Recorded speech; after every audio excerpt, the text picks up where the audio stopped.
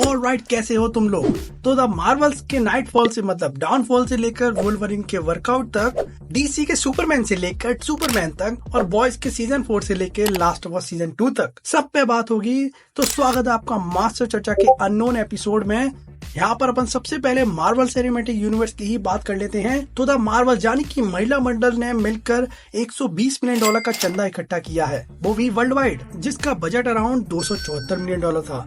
और ऊपर से भाई इनको रेटिंग भी बहुत बुरी मिली है, मतलब वर्स्ट मानो एकदम। यहाँ पर इनके बॉक्स ऑफिस कलेक्शन में ड्रॉप 78% का मिला है, मतलब इससे कम का ड्रॉप फ्लैश मूवी का था। खैर द मार्वल से इमैन विलानी एके मिस मार्वल से लो बॉक्स ऑफिस कलेक्शन के बारे में जब पूछा गया तो उनका कहना है, I don't want focus on something that's not even in my control, that's a job for Bob Iger, जो कि अपनी डिज्नी के सीईओ हैं, तो उनको फिक्र करनी चाहिए बॉक्स ऑफिस कलेक्शन की। खैर हालांकि बात तो सही कही है, और she said I am happy with the finished product and the people I care about enjoyed the movie, but the audience did not enjoy the film।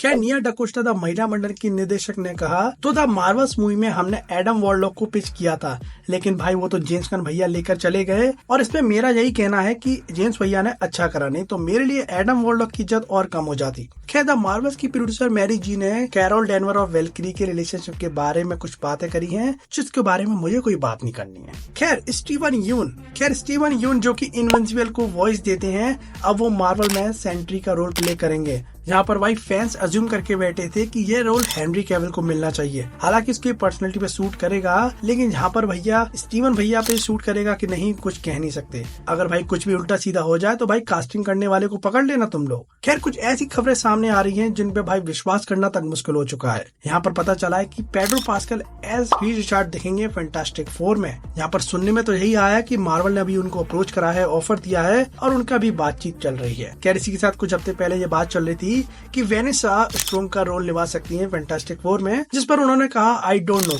You will have to ask them, I would be very honoured to join. मतलब बंदी तो खोल के अपना दिल तैयार है आने के लिए, लेकिन मार्वल वाले जगह ही नहीं दे रहे हैं। खैर यहाँ पर फैंटास्टिक 4 की एक और कास्ट की बात हुई है, वो है भाई गैलेक्टस की। यहाँ पर इसकी कास्ट के लिए जेवियर भैया को अप्रोच करने वाले हैं। जहाँ तुमने इनको स्काईफॉल में देखा होगा, तो भाई देखते हैं मार्वल कहाँ ले जाएगा इसको लेकर। खैर इसी के साथ पता चला कि मार्वल कैंग से पीछे छुड़ाकर डॉक्टर डूम की तरफ जाने की कोशिश कर रहा है। यहाँ पर अपने जोनाथन मेजर भैया के कुछ केस वेस के चक्कर में वो कैंग डायनेस्टी को ड्रॉप सही करने वाले हैं। यहाँ पर मैं बताऊं मार्वल का फ्यूचर थोड़ा खतरे में है, क्योंकि भाई अभी कैंग का सेटअप अच्छा हो चुका है, लेकिन अगर स्टोरी राइटिंग उस तरह घुमाकर डॉक्टर डूम पे ले आए तो उनको थोड़ा और मेहनत करनी पड़ेगी। खैर हमें डॉक्टर डूम की कास्ट में हमें मैट मिकलसन देखने मिलने वाले हैं, जिनको तुम जानते ही होगे। अगर नहीं जानते हो तो डॉक्टर स्ट्रेंज मूवी में कैसिलियस का रोल इन्हीं ने निभाया था। देख लो भाई कैसा लगेगा ये बंदा। खैर इसी के साथ सबसे खतरनाक न्यूज सामने आई है, देख लेना, गिरविर मत जाना। खैर एवेंजर्स कैंग डायनेस्टी के डायरेक्टर डेस्टिन डेनियल ने मना कर दिया है डायरेक्टिंग करने से।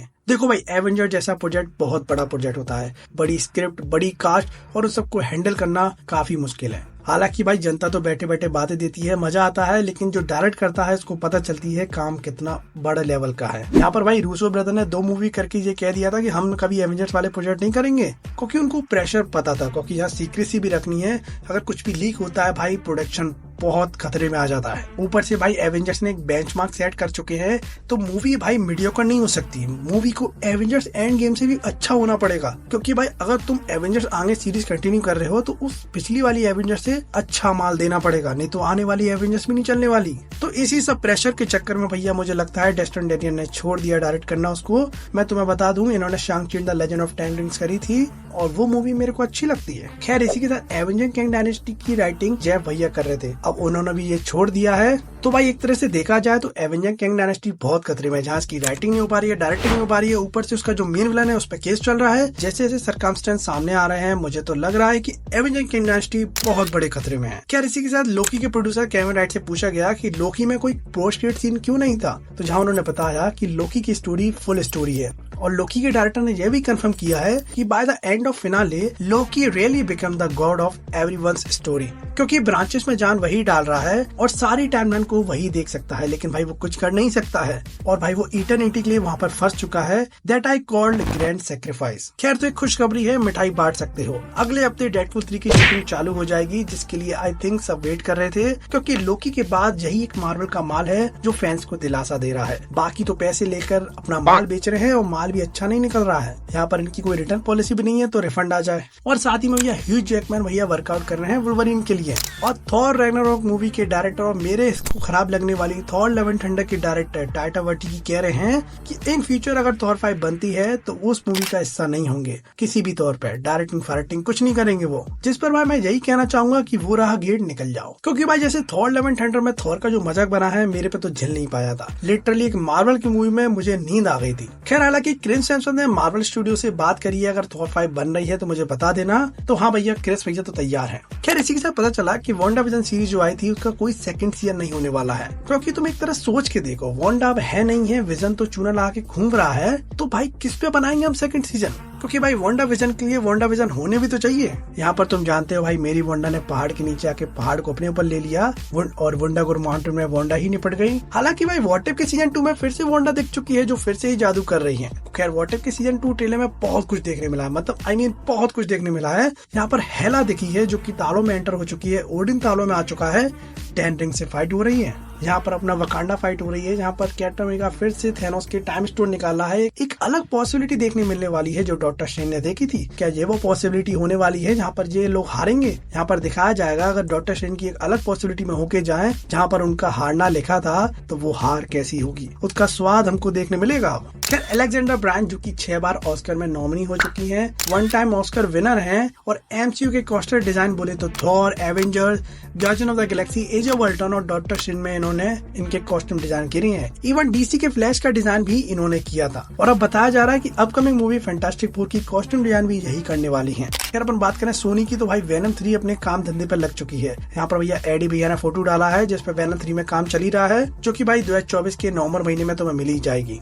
खैर सेक्सीनेस के साथ भरी मैडवे वेब का ट्रेलर हमारे सामने आ चुका है, जहाँ पर भाई सोनी स्पाइडरमैन के नाम पे फिर से फुद्दू काटने वाला है। और ट्रेलर देख के मैं इतना डिसअपॉइंट नहीं हुआ, क्योंकि भाई 2 बड़ी वजह थी देखने के लिए। यहाँ पर सबसे पहले डकोटा जॉनसन, और यहाँ पर मैं वही सोच रहा था कि कॉमिक में इनका अपीयरेंस ब्लाइंड फोल्ड जैसा रहता है, आंखों पर पट्टी बंधी रहती है क्योंकि वो ब्लाइंड रहती हैं। और अगर तुम डकोटा के पास को छानोगे तो ब्लाइंड फोल्ड खेलने में लड़की माहिर है। खैर उसी के साथ सिडनी सोनी, ओए होए, कुछ बोलना ही नहीं है मेरे को तो। खैर बात करें डीसी यूनिवर्स की, जो कि भाई 2025 से अपना यूनिवर्स किक ऑफ करेगा, तो जेम्स गन के सुपरमैन लेगेसी से डेविड कॉर्नरस्मैन की एक नई फोटो सामने आई है, जहाँ पर वो वर्कआउट कर रहे हैं। तो ये बंदा भाई सुपरमैन के लिए काफी मेहनत कर रहा है, और भाई दूर से देखने में बिल्कुल हेनरी कैविल की कॉपी सा लगता है। I mean भाई फैंस उस चीज से मूव ऑन नहीं कर पा रहे हैं, क्योंकि कहीं ना कहीं भाई वो सबसे बेस्ट सुपरमैन रहेगा फैंस के लिए। हालांकि भाई डेविड कॉर्नरस्मैन भी बहुत बढ़िया लग रहा है। हालांकि भाई मूवी सब बता देगी कौन अच्छा है कौन बुरा। खैर सुपरमैन लेगेसी में मारिया गैब्रिएला दे फेरेलिया देखने मिलेंगी एज द इंजीनियर, जिनको बताया जा रहा है सुपरमैन लेगेसी में एज अ विलन देखनेंगी। तो भाई डीसी अपना कुछ जबरदस्त बिल्ड कर रहा है। खैर उसी के साथ एक्वामैन द लॉस्ट किंगडम का आईमैक्स पोस्टर आ चुका है। आईमैक्स नहीं है तो आईमैक्स पोस्टर तो देख सकते हो ना। खैर उसके साथ छोटी मोटी अपडेट के बारे में बात करें तो भाई एप्पल टीवी की मोनार्क लेगेसी के 2 एपिसोड आ चुके हैं, जो बताया जा रहा है काफी जबरदस्त हैं। ऊपर से भाई क्रिएटर ऑफ इनविंसिबल रॉबर्ट भैया ने ये कहा कि इनविंसिबल के सेकंड सीजन के 4थे एपिसोड और 8वें एपिसोड में बवाल होने वाला है। ये दोनों एपिसोड इंसेन होने वाले हैं, स्पेशली 8 एपिसोड। खैर इसी से पता चला कि डून 2 की तारीख थोड़ी पीछे आ चुकी है, यहाँ पर अब 1 मार्च 2024 में रिलीज होने वाली है। इसी के साथ भाई फ्रोजन 4 भी डेवलपमेंट में आ चुकी है। यहाँ पर फ्रोजन 3 नहीं बन रही है, फ्रोजन 4 डेवलपमेंट में आ चुकी है। यहाँ पर इनका कहना है कि 3 और 4 को इकट्ठा ही काम डालने वाले हैं। सेनेटर विक्टोरिया बॉयज सीजन 4 में लौटेंगी एज अ विलन। या इस औरत पे पावर तो गजब की है और खतरनाक भी, ऊपर से भाई पॉलिटिकल पावर है, जिससे भाई ये बहुत ही डेडलीस्ट बन जाती है। तो भाई बॉयज वालों तैयार हो जाओ, बहुत मजा आने वाला है। खैर माइकल बी जॉर्डन क्रीड 3 में पिटने के बाद और पीटने के बाद अब वो फिर से पिटने क्रीड 4 फिर से चालू होने वाली है। यहाँ पर फिर से मुक्काबाजी होगी, जिसके लिए तुम रेडी हो या नहीं मुझे बता देना। खैर तो भाई लास्ट ऑफ अस सीजन 2 में एबी के रोल को लेकर कुछ बात हुई है, जिसमें भाई कैथलीन डेवर ही इस रोल को निभा सकती हैं। यहाँ पर उनको अभी कंसीडर करा जा रहा है। अब देखो एबी की personality according to source material थोड़ी बल्कि है, मतलब एबी से थोड़ा मर्दाना ताकत वाली फील आती है। एडवांस में पेडो पास्कल से बोल देता हूँ बेस्ट ऑफ लक, बच जाना, गेम बच जाएगा नहीं तो। हालांकि बाकी मेरी बात को जिन्होंने गेम खेला वो समझ गए होंगे, हालांकि गेम मैंने भी नहीं खेला, मैं तो स्टोरी देखता हूँ बस। खैर लोकी में अपियर हुए के हो कुआन स्टार वॉर्स की फ्रेंचाइजी को ज्वाइन करना चाहते हैं, मतलब अपना वो भी डिज्नी के अंडर रहकर ही काम करना चाहता है। खैर इसी के साथ किलियन मर्फी से पूछा गया कि सैग एफ्ट्रा की स्ट्राइक के वक्त तुम क्या कर रहे थे, तो मर्फी जी ने कहा I have been sitting at home and eating cheese. Short and simple answer भाई। खैर मर्फी ने बताया कि जब उनसे ओपनहाइमर का रोल ऑफर किया गया तो वो कुछ देर बैठ गए थे और उन्होंने कहा it was absolutely a kind of electrifying feeling but also terrifying, but that the place I always want to be when I am making work. खैर तो भाई ये रोल अपने आप में बहुत हैवी था। I mean, तुम जानते हो भाई वो चेहरे के एक्सप्रेशन, वो गिल्ट वाली फीलिंग, वो एक्सप्रेशन, और भाई किलियन मर्फी तो भाई एक्सप्रेशन किंग है, उससे ज्यादा अच्छे एक्सप्रेशन तो कोई दे ही नहीं सकता। ऊपर से भाई डिस्ट्रॉयर ऑफ वर्ल्ड, भाई जे रॉबर्ट ओपेनहाइमर की बायोग्राफी बना रहे हैं, कोई मजाक नहीं है।